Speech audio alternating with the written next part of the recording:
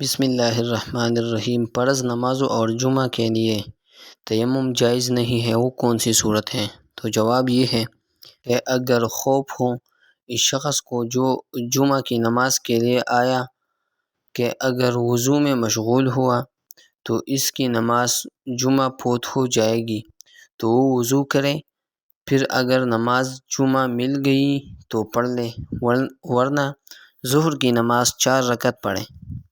اسی طرح اگر وقت تنگ ہو گیا اور ڈر ہے کہ اگر وضو کرے گا تو وقت نکل جائے گا تو تیمم نہ کرے بلکہ وضو کرے اور اپنی فوت شدہ نماز پڑھ لے۔ یعنی نماز جمعہ اور وقتی نماز کے فوت ہونے کے خوف سے تیمم درست نہیں ہے، کیونکہ ان دونوں نمازوں کا خلیفہ موجود ہے۔ ظہر کی نماز جمعہ کا نائب اور خلیفہ ہے اور وقتی نماز کی قضا ہو سکتی ہے۔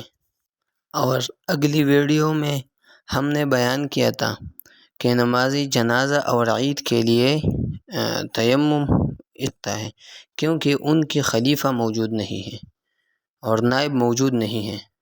اور یہ مسئلہ یہ ہے کہ ظہر کی نماز جمعہ کا نائب اور خلیفہ ہے اور وقتی نمازوں کی قضا بھی ہو سکتی ہے، تو اسی لیے اس کا خلیفہ موجود ہے، تو اس صورت میں تیمم جائز نہیں ہے۔